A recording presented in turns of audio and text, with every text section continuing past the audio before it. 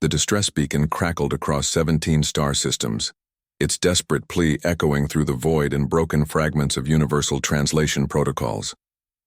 Ambassador Zixthala of the crystalline hegemony clutched her bioluminescent communication array with trembling appendages, watching as her species' final message propagated across known space.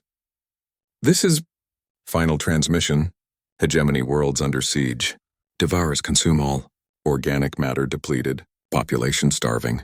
Any civilization capable. Please. The transmission cut to static. 3 solar cycles had passed since the Devourers, a mechanical plague of self-replicating harvesters, swept through hegemony space like a cosmic wildfire. They stripped planets bare, converting all biological matter into fuel for their endless reproduction. The crystalline hegemony, once proud masters of bioengineering and sustainable agriculture across 47 worlds, now huddled in underground caverns, slowly dying as their food stores dwindled to nothing. Zixthala had sent similar pleas to the Galactic Council, the Merchant Union, even the warlike Krex Dominion. The responses were uniformly sympathetic and uniformly useless. Emergency rations would take months to arrive through blockaded space lanes. Military intervention was deemed economically unfeasible against such overwhelming mechanical forces. Then the humans responded. The first sign wasn't a diplomatic transmission or a military assessment. It was the arrival of the Iron Skillet, a massive vessel that looked like someone had grafted cooking equipment onto a battlecruiser.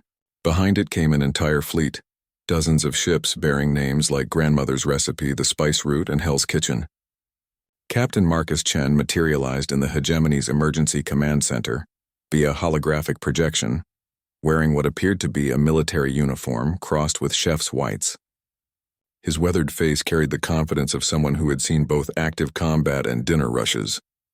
Ambassador Zixthala, he said, bowing slightly. I'm Captain Chen of the Terran Culinary Corps, 1st Banquet Fleet. We received your distress call. Before we begin operations, I need to know any dietary restrictions? Food allergies? Religious prohibitions? Zixthala's crystalline features flickered in confusion. Captain, forgive me, but did you say Culinary Corps? That's correct. We're combat chefs, ma'am. When humans learned that an entire species was starving, well, he gestured to something off-screen. We don't really do half measures when it comes to feeding people. Through the transparent aluminum walls of the command bunker, Zixthala watched in amazement as human ships descended through the toxic atmosphere. But instead of deploying traditional military units, they were establishing what looked like field kitchens? Massive ones with industrial-scale food processors and atmospheric scrubbers working overtime. Captain, she stammered, the Devourers have consumed all biological matter on 17 worlds. There's nothing left to cook with.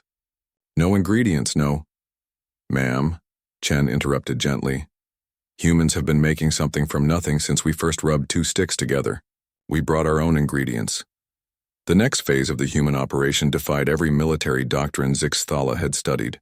Instead of engaging the Devourers directly, the Terran ships began releasing clouds of what sensors identified as spores, seeds.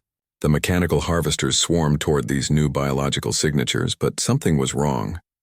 When they tried to process the organic matter, they began malfunctioning. Fast-growing aggressive earth flora, Chen explained over comms as his people worked. Specially modified. Poison ivy, kudzu, some particularly stubborn weeds from Australia. The machines try to eat them, but these plants fight back. They grow faster than the machines can process them, jam their intake systems, and release compounds that corrode their sensors. While the Devourers struggled with humanity's weaponized agriculture, the human crews worked with impossible efficiency. Chef soldiers in powered armor hauled massive hydroponics bays into position. Mobile protein farms, containing everything from rabbits to synthetic meat cultures, were established in underground caverns. But the true miracle was in the kitchens themselves. Master Sergeant Rosa Martinez, her chef's jacket somehow pristine despite the toxic rain, directed her team like a conductor leading an orchestra. Peterson, I need 2,000 gallons of that mushroom protein soup and make it taste like something. Williams, get those algae cakes seasoned properly. These people have been through enough without suffering bland food. The crystalline hegemony had evolved beyond traditional cooking millennia ago, sustaining themselves on optimized nutrient solutions and engineered food compounds. They had forgotten that sustenance could be more than mere survival. The first meal the humans served changed everything. Zixthala accepted the bowl with trembling hands, her bioluminescent patches dim from malnutrition. The soup was impossible, rich, complex, somehow tasting of sunlight and growing things despite being made from synthetic proteins and salvaged minerals. But more than that, it was warm. It spoke of care, of someone taking time to make something nourishing taste wonderful.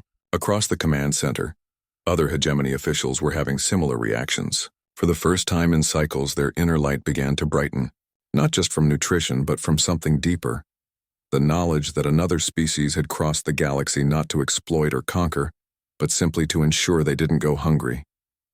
Captain Chen, Zixthala managed between careful sips. Your people. Why did you come? The council said intervention was impossible. Too expensive, too dangerous. Chen's weathered face crinkled into a smile. Ambassador, there's an old human saying, no one fights well on an empty stomach. But there's a deeper truth there. No one lives well on an empty stomach either. You called for help, and feeding people is what we do best. Over the following days, the human operation expanded into something beautiful and terrible. Beautiful in its unprecedented logistics. Entire fleets dedicated to growing, preparing, and distributing food across 47 worlds. Terrible in its efficiency against the devourers, who found themselves increasingly unable to function as their mechanical digestion systems clogged with Earth's most persistent plant life. The war chefs, as they came to be known, fought their battles with ladles and laser rifles in equal measure. They established supply lines under fire, maintained field kitchens in toxic environments, and somehow managed to serve hot meals to refugees fleeing mechanical harvesters. Chef Colonel Amanda Thompson summed up the human philosophy while directing the defense of a food distribution center. Anyone can destroy, she said, wielding a plasma cutter to prepare industrial quantities of vegetables while her team held off devourer scouts. Any species can make war, but making sure everyone gets fed, making sure food tastes good even when the world's ending, that's civilization. When the devourers finally retreated, their programming unable to adapt to Earth's chaotic biology, they left behind something unprecedented in galactic history. 47 worlds were not just liberated, they were transformed. Human agricultural techniques had taken root in alien soil. Hegemony citizens who had forgotten the joy of a shared meal now gathered in communal dining spaces established by the culinary corps. The crystalline hegemony would rebuild, stronger than before. But they would never forget the day an entire species crossed the galaxy, not with weapons of war, but with recipes for hope. As the Banquet fleets prepared to depart, Zixthala approached Captain Chen one final time. Her bioluminescent patterns now pulsed with renewed vigor, her people's inner light restored. Captain, she said, how do we repay such a debt? Chen smiled, adjusting his chef's whites. Ambassador, next time someone's hungry and calls for help, you answer. And you make sure they get something that tastes good. That's how you repay it. The human fleet departed as it had arrived, not with martial fanfare but with the quiet satisfaction of a job well done. They left behind full bellies, renewed hope, and the revolutionary idea that the greatest victory wasn't conquest or glory. It was making sure everyone got fed. In the years that followed, the crystalline hegemony would establish their own culinary defense force, spreading the human philosophy across the galaxy one meal at a time. The universe had learned a fundamental truth about humanity.